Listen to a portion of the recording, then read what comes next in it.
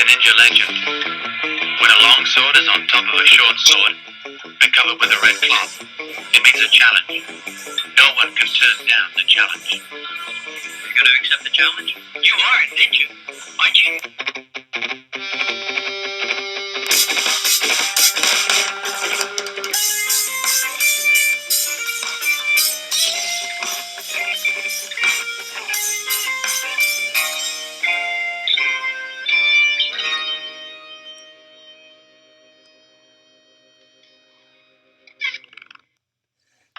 Hello, I'm Sabrina, aka Bria, aka the artist of the popular transgender-themed webcomic, Life of Bria, and now, apparently that qualifies me to have a radio show. First off, happy Thanksgiving to all my Canadian friends. Yep, we're weird, and we celebrate Thanksgiving a month earlier than all you guys in the States. But I don't even get to celebrate it, because I'm here doing a radio show with you, and that's kind of where I want to be.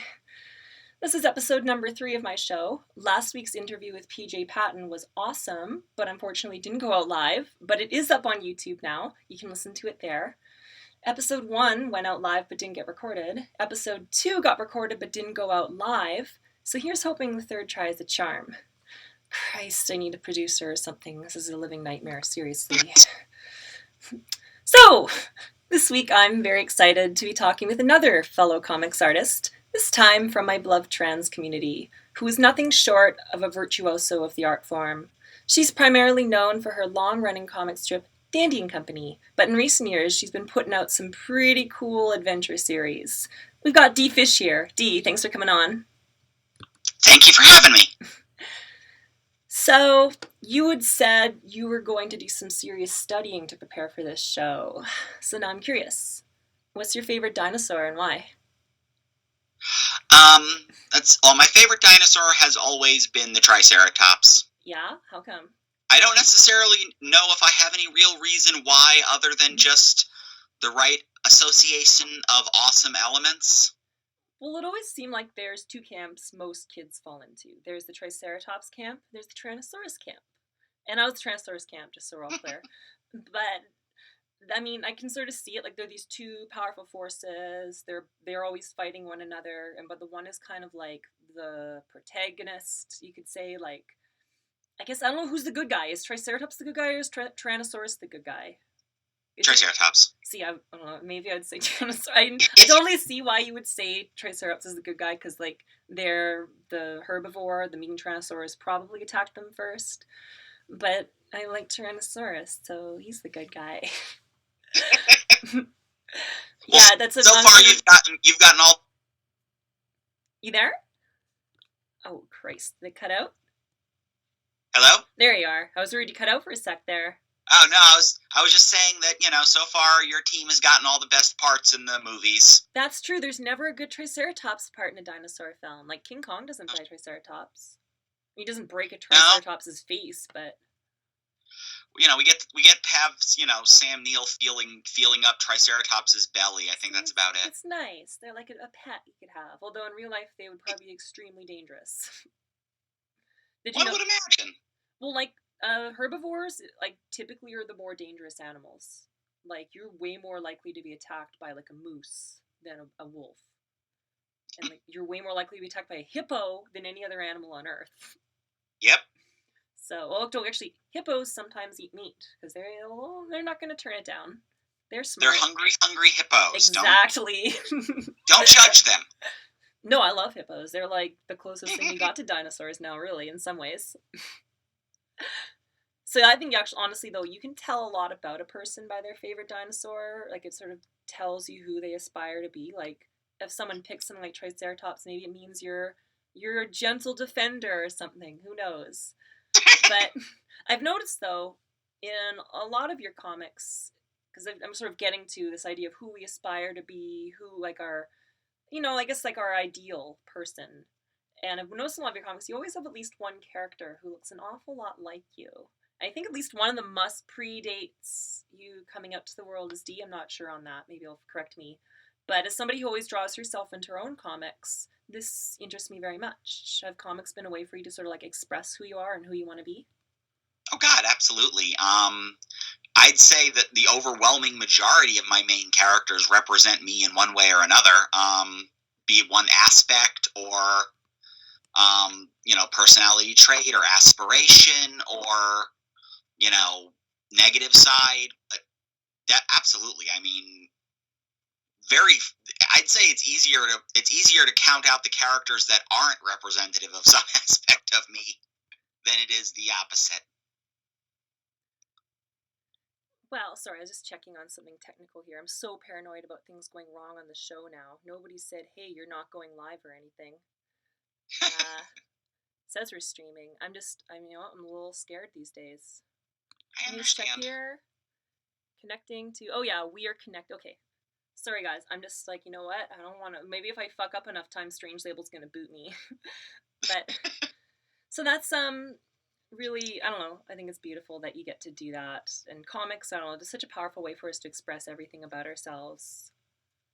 Well, it's my favorite medium of any kind of storytelling, and part of that has to do with the immediacy of it and the intimacy that there's really very few other mediums where one person can tell a complete story from beginning to end. That's why I got into it. Just themselves. Well, I saw briefly, were you in animation before? Were you involved in animation at all? Still am to some degree. I do some freelance stuff every now and again, and I've studied a lot of animation, and I've done a couple of little projects, but nothing huge, nothing to write home about. Well, I started out in I'm animation. just fascinated. Like, I went to university originally for animation, and it was exactly that thing. I didn't like it. In animation, you have to be part of a larger team. You're not an individual.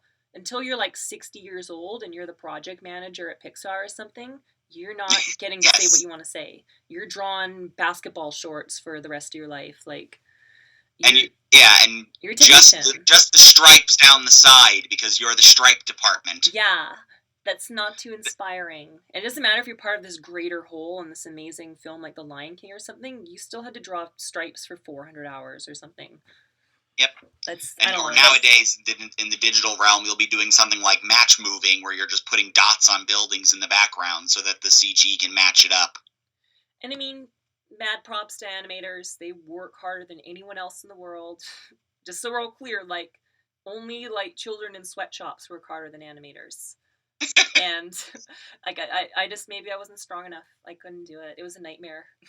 Both me and my partner. I enjoy the actual process of animation. I mean, I just finished a little, like, maybe 4-second little animated logo with a little character. Oh, cool. And it took me 2 full days to do a single step and a waving of the arm just to get it right. Yeah. Right? Oh, yeah, it's and that's another reason. It's like, I could... Because, I mean, lately, some folks have been, saying, oh, you should do animation with your characters, like with Dandy and Company, which is much more cartoony. And I'd love to. I would absolutely adore working with these characters in animation. The problem is, I'm just me. I don't have a budget. I don't have a team. So I would be animating it myself. Could I do that? Yeah, but I'd have a 30-second cartoon after, a couple of years of work putting it in. Yeah. Or in that time, I could do 2 or 3 books worth of comics. What was that? Snow White, the original Disney Snow White, would have taken 200 years for one person to do. Some crazy. That's what I had a friend in art school. I respect him tremendously. He had such a vision, and he was so driven and determined. But he had this idea he was going to self-animate his own feature film, and everyone was like, "You're not going to be able to do that. That's not a thing. People don't do that." Yeah. And he's not. Richard Williams tried for 30 years and never quite got it finished. Was that The Thief of Baghdad or? The Thief and the Cobbler. Oh, that's what it's called. Yeah, I remember seeing it. It was like pretty interesting. It's too bad it never got finished, but. Yeah, you can find like bootleg versions where people have reassembled the closest thing to Richard Williams' cut of the film before he sold the rights in order to get it finished in the mid-90s. And the studio yanked it from him and rushed it out, added voices where he didn't have them. And ironically, everyone looked at it and said, oh, what a ripoff of Aladdin, not realizing that it had been in production for 25 years at that point. Yeah. I remember, I actually must have seen... And then everyone involved in making Aladdin was completely aware of what he was doing. Oh, yeah. You have to be in that world, right? You're professional. Actually, I think I must have seen his version because it was my animation teacher who sort of passed it along to me. I remember there was like rough cuts of like just basically like Leica reels and like line tests and no color or anything. So I think that was, the rough Richard Williams one. I actually had multiple instructors at school called Richard Williams too.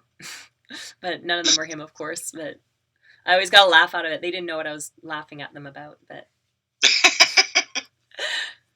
yeah, it's interesting that comics give us this ability to express ourselves, like our artistic vision in a narrative. That's the key, because I'm like you, I like to tell a story. That's like the most important thing. But I mean, I'm also understanding that you're heavily involved in karaoke.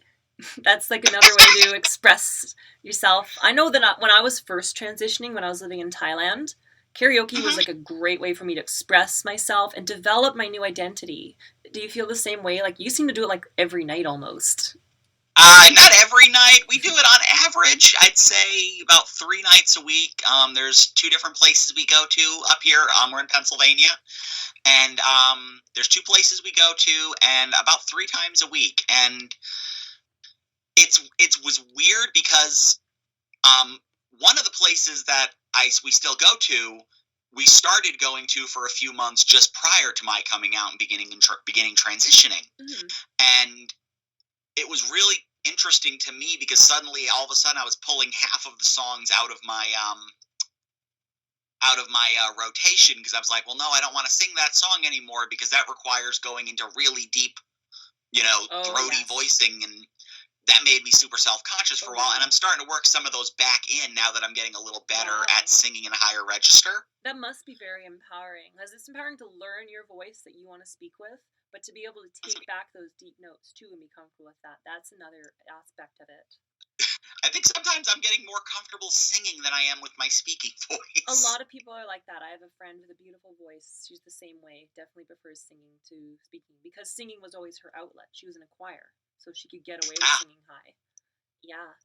It's interesting. I'm not good at singing. I just really like doing it. Well, that's just it, though. It's a chance for you to cut loose, and especially karaoke. It's like, nobody cares. Were they going to make fun of you because your karaoke is no good? Nobody's karaoke is any good. Like, I have never, of all the horror stories you see in like sitcoms and movies where people are being jerks to people in karaoke, I've been to dozens of places in multiple states. I've never seen anyone heckle a karaoke singer. No. If the singing isn't good, they just ignore it and wait till the next song, or go about whatever it was they were doing. I think I got heckled in Thailand by mean Australian people, but that's because Australian people are kind of mean.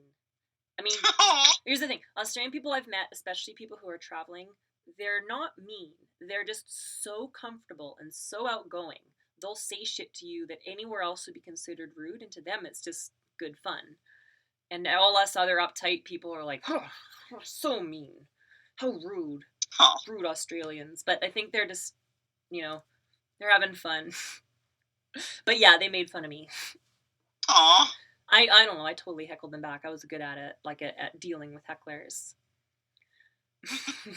But I haven't gotten to be when you give me a microphone, it's probably the worst thing to do if you're going to try to call me out or something, or be a jerk, because I have the microphone. Do you find that you're comfortable with that because of doing, say, comic strips? Can you put punchlines into real life? Put some zingers on people like Dandy? Not as good as I'd like sometimes. Obviously, I think we'd all like to be as funny as the characters we write, if that's our thing. I wish that I was that quick. It's not so much the comic books that have gotten me better with the microphone as it is the comic conventions. Ah, yes. Where you're behind the table and you need to answer people kind of quickly. And I do panels at conventions as well. And I discovered doing panels, I've got a bunch of friends that I've done panels with, and some of them, bless their hearts, can get really, really dull. I discovered I was decent at ad-libbing to keep the audience awake. And so do little comedy bits up there. I've got probably 2 of them I'm going to be doing at the end of the month at MegaCon in Tampa. I'll probably be doing a couple of panels there too, which I'm super nervous about because this was my first major convention after, beginning transitioning. And it's back in the city I used to live in. Oh, good. So it'll be an interesting experience as people that haven't seen me since we moved away about a year and a half ago are going to be, who are you? Yeah. I had that experience. You? What happened to your beard? I had that experience. I did Vancouver Fan Expo last year, and it was my first one as Sabrina, and nobody recognized me. But honestly, I wasn't like famous before. You like have a legit like following and been doing this for years and years. I was just a startup, so of course I wouldn't say that legit, but well, come on. How long have you been doing Dandy for? Like 18 years? That's a weird thing with the character. Technically speaking, I've been drawing the character for 34 years. There you go. I created him when I was in grade school. Wow. But I've actually been doing it like seriously since 2001 as an online comic. Well, it's 15 years. But the continuity of the strip actually extends back to strips and short stories that I did when I was in the Kubert School in the Joe Kubert School of Cartoon and Graphic Art in 1994. Oh. I fell in love. I brought the character. I got really involved in the character again, more so than I'd ever had since I was a kid, and did like so. If my teacher, if our assignment had us doing like one comic strip, I'd do 3. If the assignment was to do a week, I did a month. Wow. So I was obsessed, and I put together enough material to self-publish like a little fanzine kind of stapled together printouts of the strips that I'd been doing, mostly just to hand out to people who liked it in school and stuff like that, or friends from the comic shop. But yeah, it's about as minimal as self-publishing as it gets, but that's when I actually started self-publishing that material. I ended up with 6 books worth of comic strips and short stories that I'd done both in school and out after school before doing the online strip. So when the online strip was getting ready to start, and I built up like a 4-month buffer of daily strips before I started, but in the period in which I was leading up to that, I dumped all of those old comics onto the archive, so that's all canon. That's all part of the character's continuity. Mm-hmm. That's a lot of material. No, like I was trying to read what I could of your stuff, and it's like a lot out there. It seemed like I just barely scratched the surface because I'm busy. Yeah, Dandy is I have it available in a variety of different.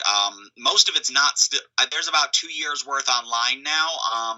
The old online archive, that's long gone. I lost that when I lost. The strip kind of collapsed about 5 years ago. And long story. Having to do with crappy relationships and all that fun stuff. But I let the whole thing just die and lost all the online archive stuff. So now, but I mean, I have all the strips, and it's published as there are 7 books that are 128 pages each, and then an additional volume that's 150 pages, which is all the stuff that I did prior to the online strip. So there's 8 big books of material that date back to 94 that are available either as individual books or in these. I put them together in these 2 big, like, phone book volumes called the Duck Pile. That's intimidating. It's intimidating when you keep writing, because every now and again I end up having people tell me I did that joke already, and you forget that 8-10 years ago you did that exact same joke. I remember seeing you that end up with stealing from yourself. I quite like Scottish comics. I read a lot of Oor Woolley and the Bruins. They're a long-running cartoon strip in Scotland. And they would just do the same joke again and again. Like, there's I had stacks of them. Yeah, it's like similar to what you described, but maybe more, because that had been going for like decades and decades. Yeah. And it would just be like the exact same cartoon strip again, but just drawn slightly differently, but it's the same joke. Like, oh, we have to take down the wallpaper, because people have wallpaper, I guess, in Scotland still. We have to take down all the wallpaper. How are we going to do it? I don't want to have to do that. And like, well, let's turn on the kettle for tea, and then the steam will make the wallpaper come down, and then it'll make all the wallpaper in the whole house come down. They're like, oh no! I think that's like there's like 10 strips like that.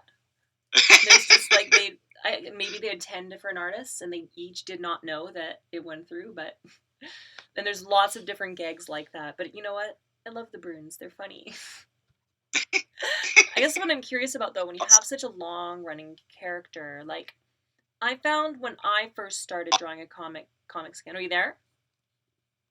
Yeah, I'm Okay, here. that was right. I'm just paranoid with connection. I found when I first No started worries. drawing comics again after I came out as Sabrina, it was really uncomfortable. Like, that was something he did. And it took a really long time for me to make it my own and get comfortable with it again. And I'm curious, Mm-hmm. did you go through a similar process? Like, especially drawing a character like Dandy, like both before and after, for so long? There was a weird process involved. I was working on the strip. It's a weekly strip now, and it hasn't been up for about a year now. It's been on kind of an unplanned hiatus. It just stopped. And But what happened it's starting was again, though, pretty soon, right? I'm sorry. It is starting again, like next month, though, right? Yes, technically it's up right now for people who are on my Patreon. They can read the new material Cool. as it comes up each week. But it's starting online officially again on November 2nd, I believe. Terrific. Well, we'll make sure to put links to all of that in the description Awesome. for this when it gets posted. But anyways, Karen, you were drawing Dandy, but you had to go through a process when you also went through a process? I think it really shut me down creatively for a little while in certain respects. Like I was working on the strip, and because I have always been a supporting character in my own comic strip. I am a character. I am the creator of the strip. I'm the cartoonist, and I break the fourth wall constantly. Where if like the characters don't like the script, they'll come yell at me. And so in one strip, I did a strip where Dandy came over to yell at me because he didn't like that he wasn't being featured prominently in the strip enough. He's like, I'm looking at the script for the next few strips, and I'm barely in it. What's going on with that? And I'm just sitting there, but as Dee. And so he's like, so what's up with that, Derek? And I'm like, and I explain what's going on while he's just staring at me. At first worried that whatever's happening is the result of one of the many villains of the strip that have various like I've done strips where the villains have like devices they can make change their appearance, and it's like, this has nothing to do with the matter recombobulator, does it? No. You're not a villain? No. Evil twin? No. Robot in disguise? No. Then why am I not in the strips, Dee? But right after that, I just hit this creative wall with the strip where it just completely dried up with everything I was working on. I was still working on, I had freelance work, right? And a book I was working on. I'm sorry? Sorry, you have other series you're working on. Keep going. Ignore me. Oh, yeah. I was working, I was hired as a co-writer and artist of a book called Carpe Noctem for a company called Hashtag Studios, and I was finishing up working on that. It's a 6-issue. It's a fun book. It's like real dark and kind of like it was a vampire DJs in Las Vegas. All right. And we had a lot of fun with that. It was kind of fun to do a book that was about as polar opposite thematically from something like Dandy, because it was just like I helped with scripting and I made sure to add additional profanity because I'm like, no, they can curse. Make them curse a lot. But I digress. Like I was finishing up all that stuff and working on like some new. I was starting on like in between with the Well Keeper, which I'm sure we'll get to in a few minutes. But I was starting up a new story with that, and that's kind of took over my attention for a while, and then I began developing another project that I'm working on, which is called Marjorie of the Weirdlings, which is the first book that I've kind of developed post coming out, and so it's the first one that deals with any of that stuff tangentially. And I want to ask about that one too, because I haven't gotten to read that at all. But I'm curious, through all this process, like, has your view of characters that you worked with before changed? Like, if you were working with obviously Dandy before, do you see Dandy differently now? Do you write Dandy differently? Dandy. Zoe. Dandy is Dandy.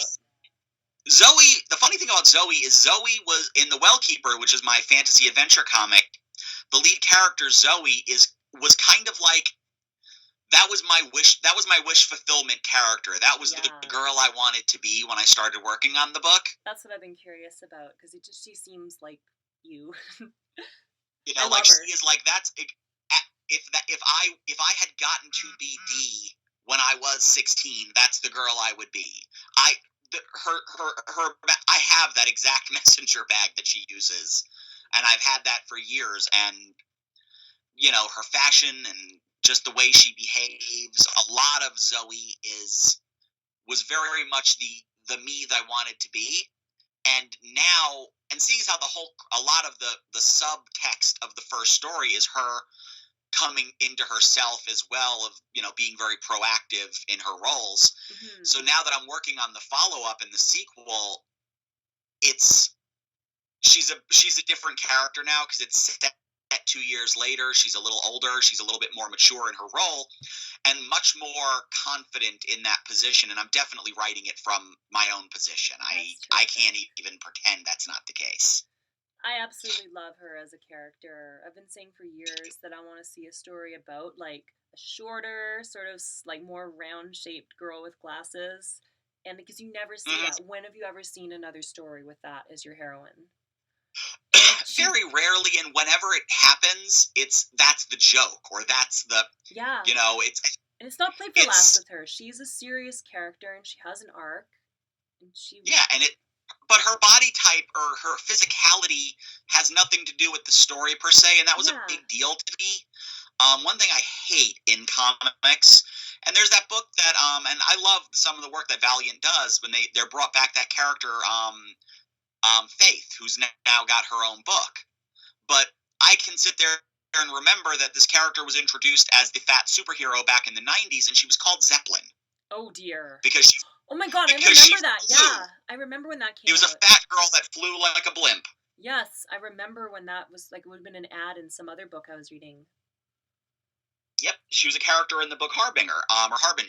And it was always like that to me. Whenever I would see big characters portrayed in any medium, it was like that was always their superpower. It's the Blob or something like that. It's played for a joke, and you're like, it can't just be something incidental to them. Why is that a factor? Why is that?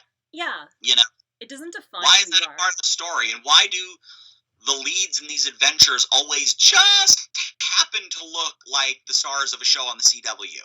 Mm-hmm. Isn't it convenient that they're always the chosen ones? Not people that represent the other 70% of the human population? Well, this comes up a lot, I guess, when people talk about, like, ideal body types, or, like, wouldn't a hero, I guess, look athletic? But, like, you can write a story where things happen to just, like, normal people, and the normal people have to deal with it. It's not always going to happen to Conan the Barbarian. Like, well, I mean, they addressed that a little bit. I remember back in the Tobey Maguire Spider-Man movie where his physique came with the powers. Yeah. I honestly, people hated on Tobey as Spider-Man. I liked him. I thought he did a good job. I thought he was a good Spider. I thought he was a better Peter Parker than he was a Spider-Man. I liked Andrew Garfield's Spider-Man better because he was actually funny and made jokes. I honestly, I didn't watch those movies. I don't watch movies. That's my dirty secret. I don't watch movies. Well, there's no money. I've got money to go see Spider-Man again. I already saw Spider-Man. I don't need to see 3 more Spider-Man movies for $40 each. Yeah, but when it comes to the body type, like, for example, why is Superman ripped? How could Superman be ripped? Doesn't he, like, not even eat? How do you get muscle definition when literally nothing is heavy to you? Yeah, that's what I always wondered. If you're indestructible, how would you even build muscle? Because you'd have to work your muscles down. And wouldn't Superman look much more like one of those, like, Norwegian strongmen? Just a big barrel-chested dude who, you know, he's going to be huge because of his power and his strength, but ripped is getting that kind of definition doesn't. It's like, okay, it makes sense in terms of the character existed the way it was, but when you think about it now, why is that such a horrible thing? The idea that a character, if I'm going to introduce a new character who's like Superman, then why shouldn't I rethink the stereotypes of how the body forms? Well, you know what it implies? It's that Superman's super. Everything about him's great. So he also has the perfect body that everybody should want to have. And I'm not saying let's go in and, you know, change Superman and, you know, make him big and tall, but I'm just saying as a creator of new material, when I'm creating a character, we don't need another Superman. Joey and the Wellkeeper. Yeah, we've got that. I wasn't trying to create another another cliche. The character's loosely based on a series of commissions that some friends I met at cons, Lisa and Sally, they'd make these commissions of this kind of prototypical nerd girl. And they would have me drawing this nerd girl on various adventures, like running from a werewolf or digging up a mummy. And the whole idea was that it was the perfect nerd girl that you see at every convention. Yeah. And you see hundreds of them at every convention with, they've got big, unruly hair and adorable leggings and a messenger bag and big round glasses. And, they're half of every single person you see at a convention these days. And I'm like, let's make her the hero. Let's give her the inherited powers and put her on that mission. Do you find and there's a response? never once draw her as a joke or draw attention to that fact. Draw her as beautifully as I can every frame. She is a beautiful character. I think she's got a very pleasing look to everything about her. She's put together well. Just like everything, all your art's gorgeous, but... Is there a strong response to Zoe? Like, do you find people like reading Wellkeeper? It's a great story. The funny thing with the Wellkeeper is, like, when people ask me, oh, how does that do? Does it sell well? And I can say that, online it sells okay. It sells great at conventions. At conventions, I have a real hard time keeping it on the table, largely because what I do is, when people come up to the table and they see the art and I give them the spiel, I can't tell you how many times I've had people, okay, well, I'll grab the first issue. And then 45 minutes later, they come back, okay, I need the rest. Yes. And that's one of the greatest feelings ever, because, the picture drew them in. They saw the really pretty image and, the art on the banner, and that caught their attention, and they tried the book. But once I've not had anyone who's ever come back to me saying, I read the book and this sucks. No, I couldn't imagine. I've tons of people come back and be like, okay, now I need more. Where's the rest? And that feels fantastic, especially when, people come up, especially in the comics industry, and I'm all, there's room in this industry for all kinds of characters, but I do get a strong response from, women in particular who feel somewhat disenfranchised by the media and by the presentation of characters. They don't see themselves. There isn't that sense of representation. And so, and it's not always, girls that look just like Zoe, but just anybody that gets marginalized by the way we, stereotype people and put people in boxes. I've had, girls that come up that are just, they're super, super thin, but they've been made fun of for that, and they still look at Zoe and see themselves. Because here's the girl that's not. Yeah, she's just different. The prototypical hero character physique, but she's the one that looks beautiful and is saving the world. And so, that's the stuff I carry with me regardless of how the book sells at a show. And I've always done good with it at shows, and that's great. But it's those experiences that mean a lot to me. And those are the things that carry with me over time that make me want to keep doing new issues. Shows are always great. I've always had a nice time when I'm doing a table at a show. I love working conventions. I've not done one in about a year because we when we moved, it was less of a priority. We had to get our finances back in order, blah, blah, blah, blah, blah. Mm-hmm. But I'm getting ready to get back into the cycle, and I'm nervous as heck because, again, it will be my first major show since coming out. But I'm super excited to be back in the thick, and especially with so much new material. I wanted to ask about that. So you've got your sort of new book, Marjorie and the Weirdlings. I thought the art looks really awesome, but I haven't actually read it. Could you just sort of talk about that one a bit? Certainly. It's a weird thing. It's a concept that I literally made up in the shower. It popped into my head. Weirdling is just a term that my partner Heidi and I use to describe our puppy. A weirdling? Because he does some weird stuff. And, like, he'll dig himself into the pillowcases in the pillows on the bed. Aww. And all of a sudden you look at the bed and the pillow is bouncing around the bed. And Heidi will just call it, he's such a little weirdling. And I'm like, we need to remember that term and do something with it, because that's a cool term. Yeah. And like a Viking term almost.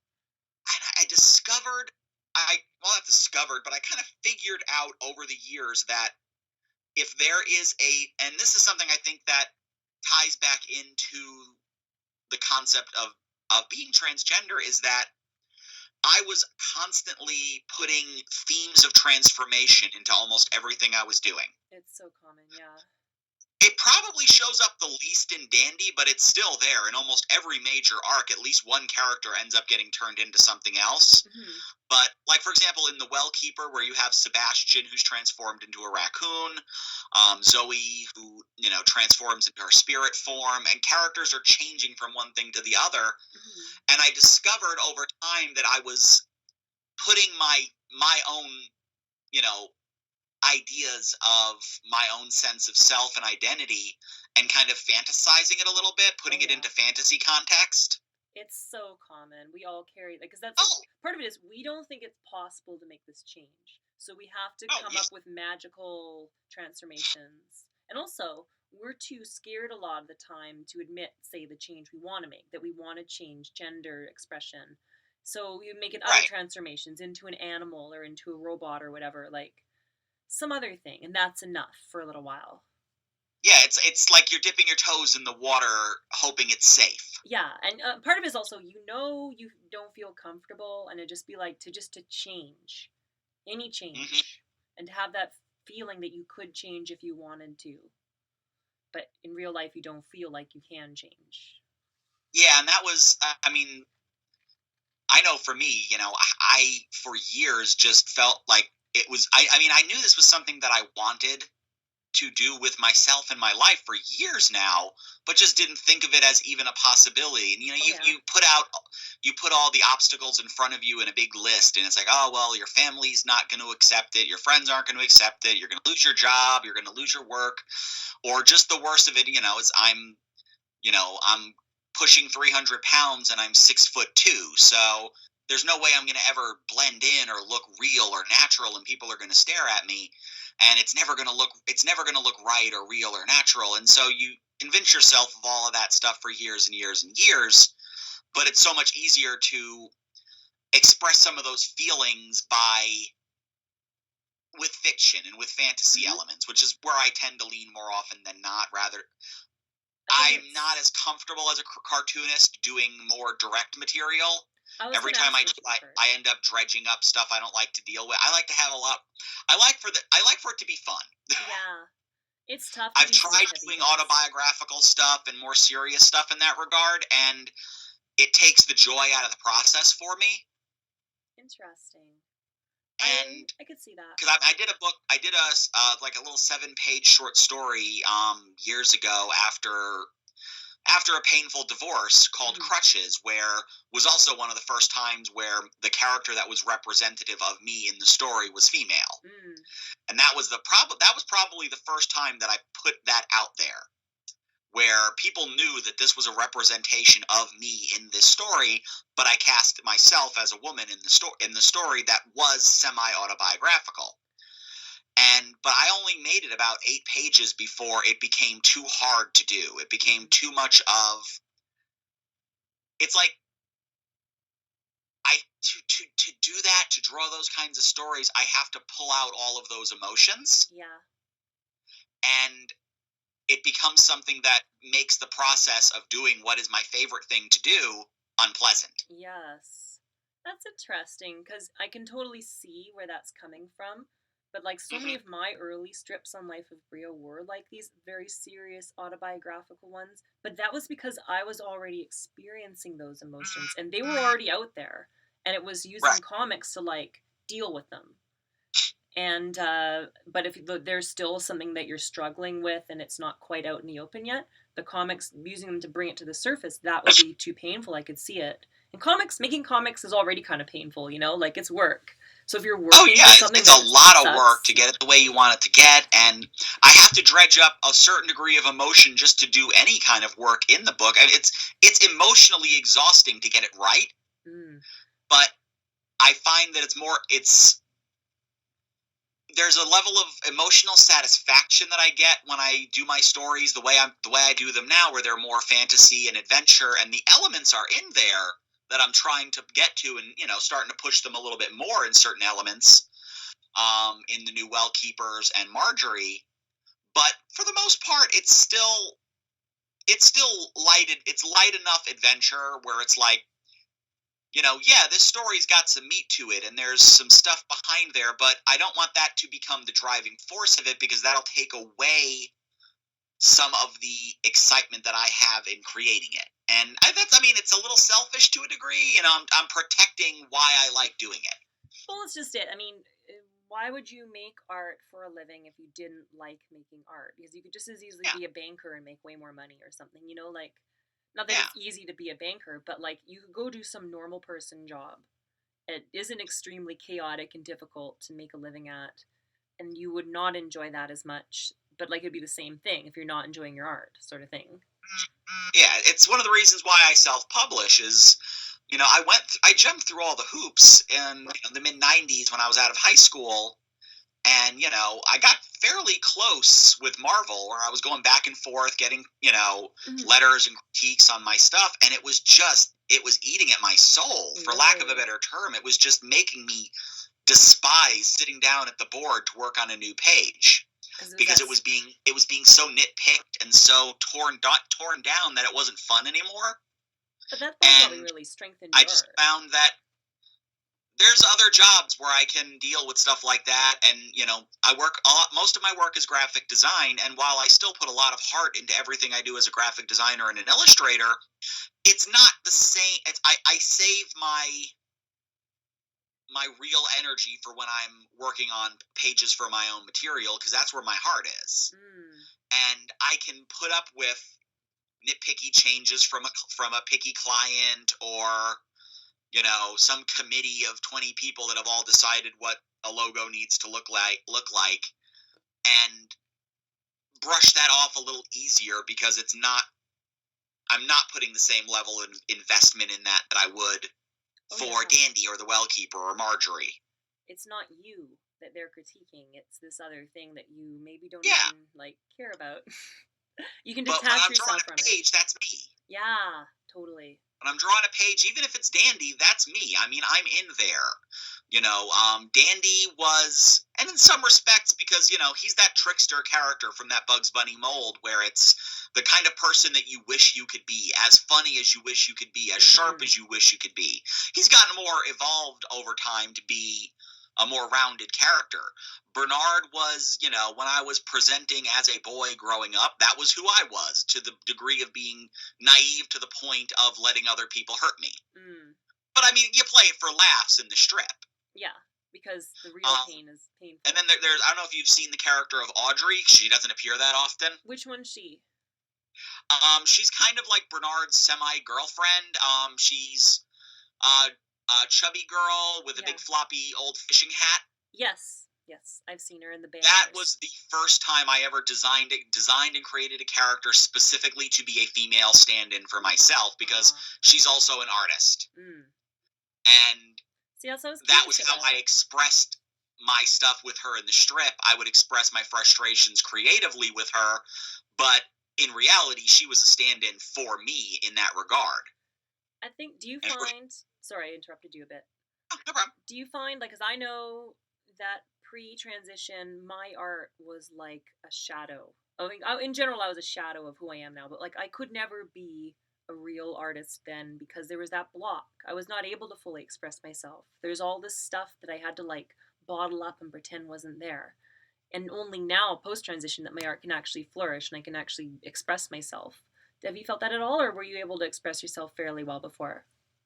I think, honestly, my art was where I did express myself, and so I was able to be more true to myself on the page than I could out in the world. And I think that's one of the reasons why I dried up for a couple of, like, about 2 or 3 months, and I didn't have any creativity on the page when I was first coming out of, you know, beginning transition, because I was putting all of that energy out there, you know, literally wearing it on my sleeve for the first time. And I felt like, I don't know, I just didn't have that drive to work on the page for a while until I started settling into a sense of comfort with myself now. I mean, it's only a brief period of time, but it doesn't take that long to fall into, okay, this is right, this is comfortable, this is me. And, you know, it's exciting as all hell to keep working on that and discovering that. But I fell very, very quickly into a sense of comfort with myself now as Dee. And I don't have, like, it's weird. Creatively, I don't have as much of a sense of disconnect between the work I did prior and now. It's all still me. I don't, even when I see, the old strips of Dandy where I appear as I presented then as Derek Fish, I still, it's more just like a time capsule. That was the person that I was then, as confused as that person was in trying to figure out who they were constant. It is funny because if you read through the whole archive, I never have the same haircut twice in the old comic strips when I appear. If it was a couple of weeks later, this week he had a shaved head. This week it was this outfit, because I was constantly trying on different physical appearances in the real world, hoping I would find something that, if not right, was at least comfortable enough, if that makes sense. Yeah, that's very familiar. It was almost like trying on different costumes, different wardrobes. Oh, the floppy hat period, the trench coat period, the different colored hair period, all trying to find a facade for the persona that was not really me, because I was afraid to let the real me out.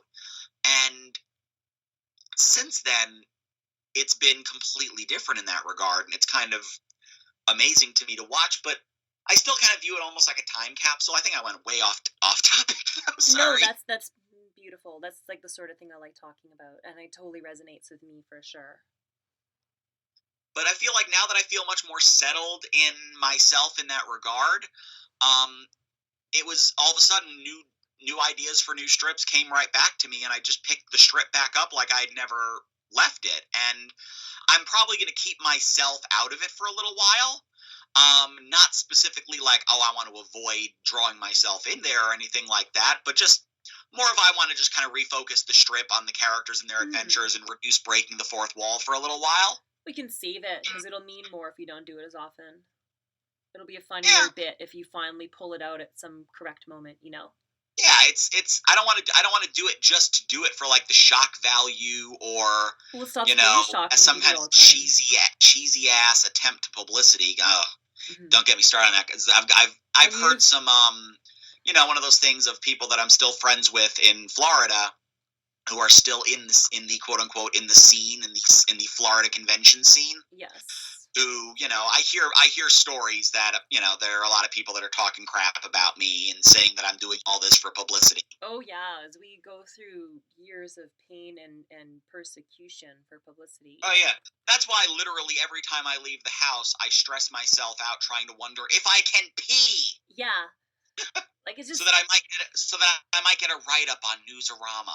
These people, they don't understand, and they don't want to understand. I've stopped trying to convince them. They don't like the core concept. The core concept upsets them, so they need to figure out some way that isn't what it is. It's really just this, and that's I'm more comfortable with. Why they're upset though? They're upset because they've got some shit going on. I was talking about this last week with PJ Patton.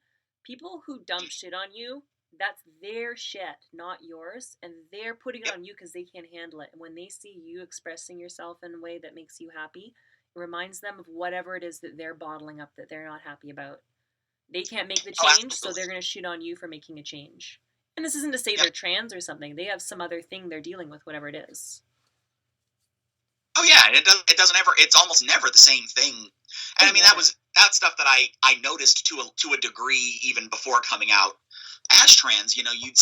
I would see that in terms of just general jealousy from some of the other people in the industry who were self-publishers in the area who, didn't like that I just wasn't kissing everyone's freaking ass. I'm sorry, I'm busy actually making books. And you're very prolific and very good at what you do. It's actually awe-inspiring. I'm really honored that I got a chance to know you and see your work, especially your inking. I'm all about inking. I love. I use a brush. I'm all about my sable hairbrush. It's my baby. I take care of it. But you seem to mostly use nibs. Do you ever use a brush, or what's your favorite tool? It's actually interesting. When I went to the Joe Kubert School, I studied on all the different tools, on sable tips, Raphael's, and crow quills, and all that. And I learned all the different tools. And at the time, my favorite tool was actually just using a rapidiograph. Yeah, they're great. I got so good at mimicking certain certain lines that I was tricking a few of my teachers who thought I was using a crow quill pen. And I'm like, no, I really don't like the way they skip over the paper. The metal tips, they kind of across the paper, and I hate that. Yeah, that's it's like nails on chalkboard to me. That's one reason why I prefer the brush for the way I draw, I'm bad about. I plant my hand real firm on paper. Well, you're left-handed too, so that can be a problem. Oh yeah, because you smear everything. But I never have had a steady enough hand to do really good brush inking. Whenever I try to ink with a brush, it's much rougher.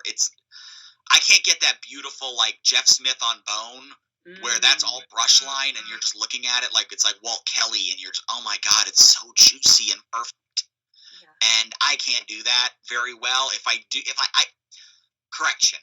I could get that line, but it would take me like a week to do a page. And I like to work fast. I like to, you do seem even really fast, on the Wellkeeper, I'm down to about 5 or 6 hours a page. That's amazing.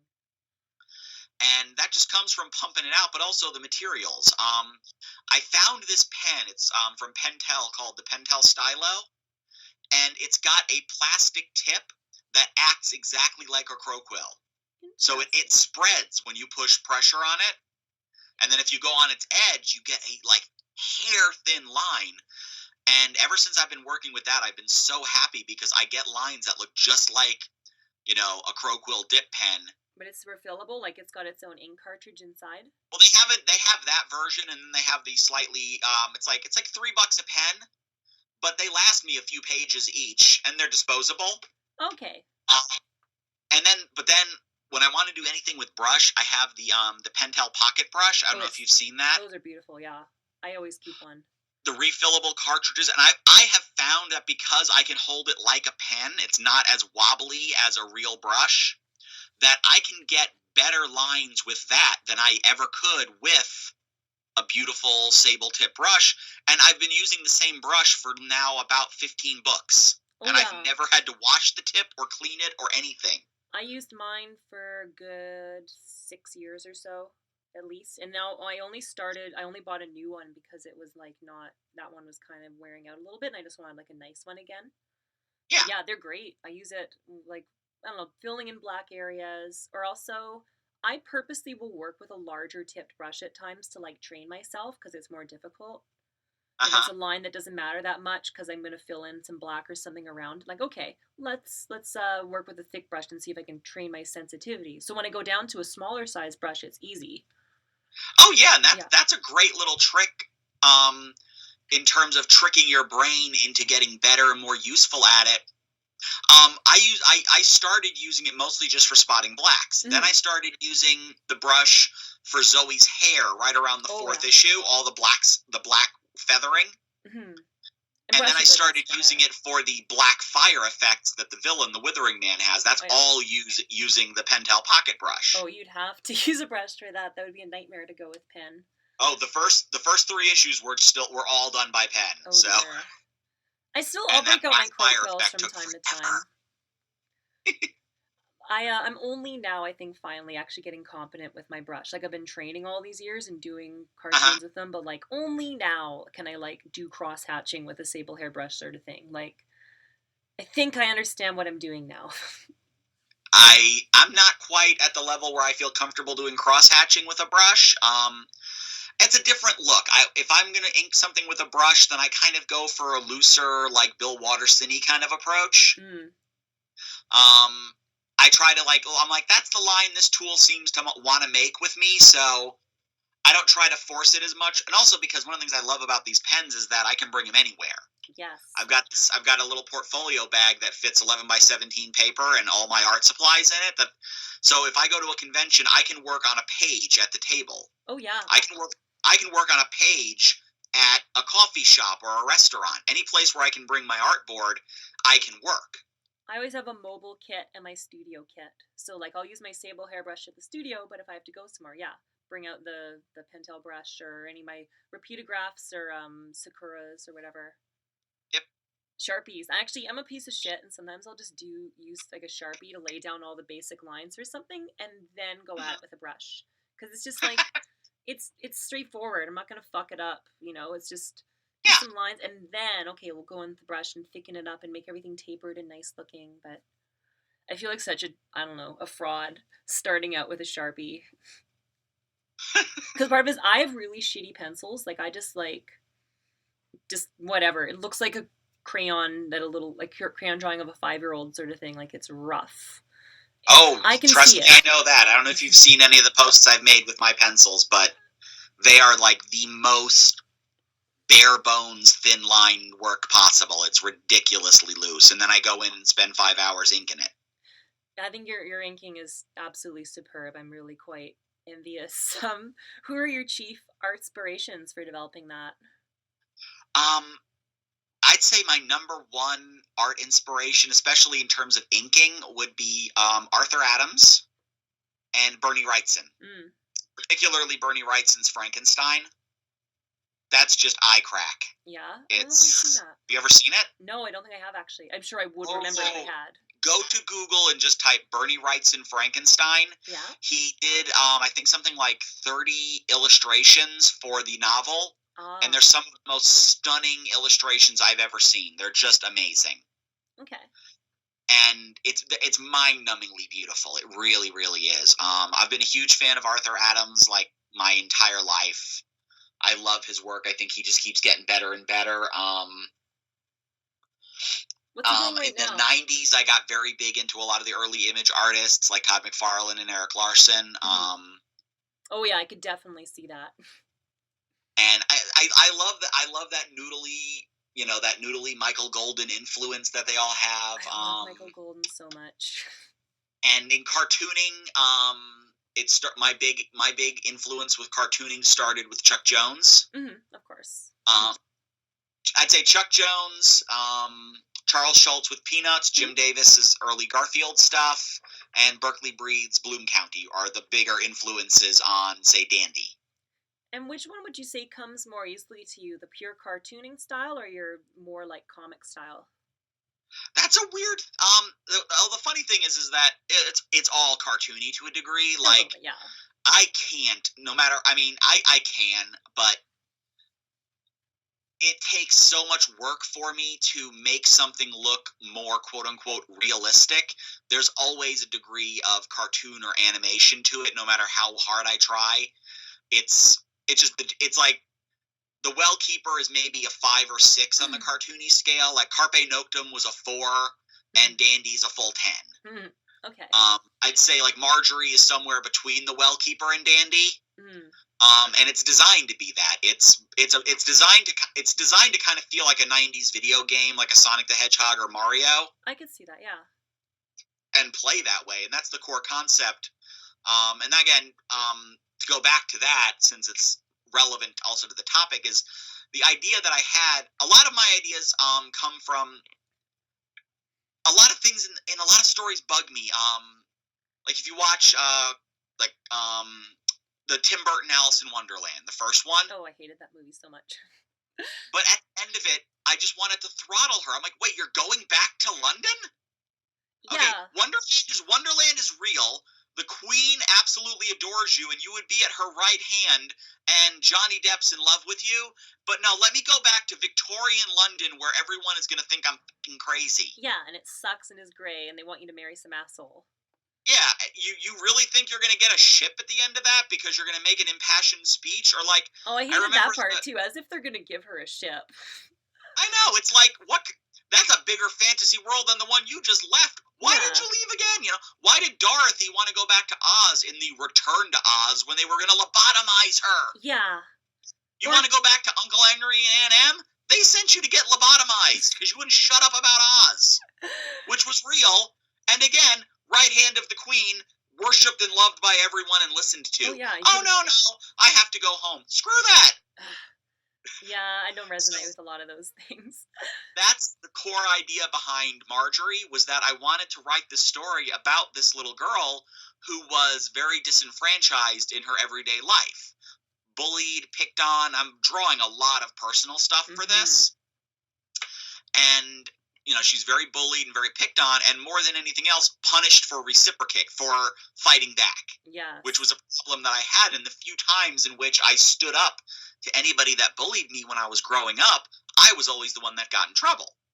And I wanted to reflect that in this character who's always feeling very, like, put out and not welcome in her own world, who then discovers this other world where it's this, she has this, what's called the jaunt ring, and she discovers it. When she puts it on, she transfers to what's called the weird world, which is like almost a cartoonish shadow world. It's a mirror of our reality, but in that reality, she is one of the weirdlings. She takes on this other form where she is powerful, and her power gives her a certain degree of respect amongst the other beings that are there, and she's looked on as a hero for fighting back.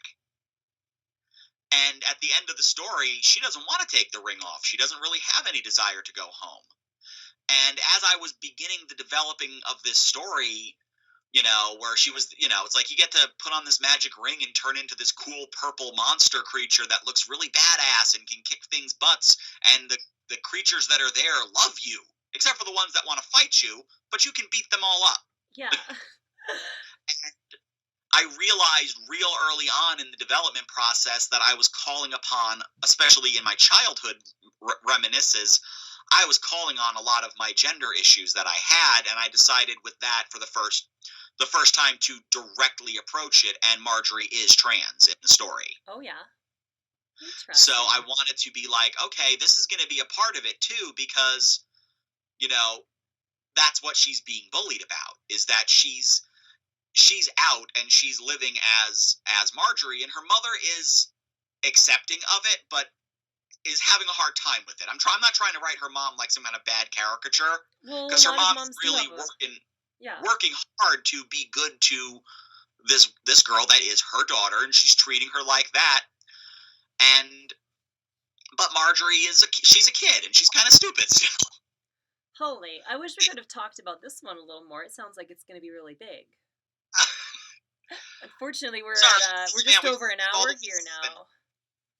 Sorry. It's okay. That was actually really awesome. I'll have to have you come on another time, anytime, and we'll talk more about Marjorie, because I think that's going to be big. We need more trans heroes and more stuff just dealing with these issues in general.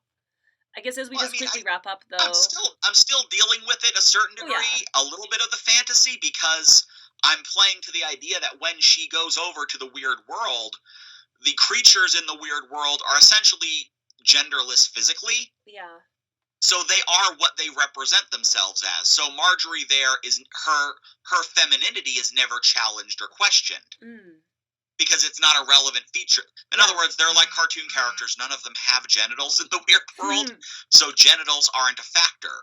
Her simply being a girl makes her a girl in the weird world. So that makes it even more of a, how enticing is that? Yeah. And I want to be able to, I'd love to be able with this character to address these ideas over time of, like, well, I want it to be, her going back to the real world is a difficult choice because of real reasons, not just that stupid, I must go home. And that it's always washed over in movies and stories. Yeah, it's assumed you would want to go home. It's like, and Tim Burton is so guilty of this. I was thinking about remember Corpse Bride? I never saw Corpse Bride. It's beautiful. He meets this one girl literally for about a half an hour, and then ends up getting pulled down to the netherworld to the woman that he inadvertently marries by... It's a long story, but she's awesome. And the afterlife is kind of awesome. And they get along really, really well to the degree that he's actually willing to basically commit suicide to be with her at the end. Oh, man. And she stops him so that he can be with his quote-unquote true love in the real world. Oh. Except that he knew his true love for like 25 minutes. Yeah. And you're like... And also... Your life sucked. The movie went out of its way to present the afterlife as kind of awesome. And you're just kind of thinking to yourself, and again, choosing to constantly go back to a shitty reality. But they never bother to explain it, and they never bother to give the character any true motivation or reason. And I want to express that with Marjorie. Like, she's going to have every reason in the world to want to stay in the weird world where she gets to be awesome. I want it to be at first a little bit of a reluctance that she's going to ever have to go back, but then find a legitimate reason. I hate so like you have when to help her mom with stories. cancer or something. Yeah. You know, Harry Potter does not want to go back to Privet Drive. Privet Drive sucks. Yeah, that's right. He does always just want to stay at Hogwarts. He hates it when he goes back. And wouldn't you? Well, I'd kick Even though everything there wants to kill you, at least the things that want to kill you are upfront about it. And he can use magic on them. Exactly, where he's powerless back at home, you know? Well, Sweet Pea, I think we're actually going to have to wrap up. Okay, I'm sorry. I wish we could. I don't know. Honestly, don't know if there's like even music playing over us right now, but I think I've told people I'm going to be an hour here. We're 5 minutes over an hour because we could totally talk about this forever. I understand. No, I'm sorry, kiddo. We'll be back on sometime soon. Maybe even November, December. We'll talk more about Marjorie, especially. Absolutely, anytime. All right, so we'll cut out here. Maybe Dee, you can stick on around, Dee. I'll talk to you for a sec. But everyone else, thanks so much for listening. This has been episode number 3. Again, thanks to Strange Label for letting me have this platform. And happy Thanksgiving to everybody in Canada listening. I'll see you next week. Bye.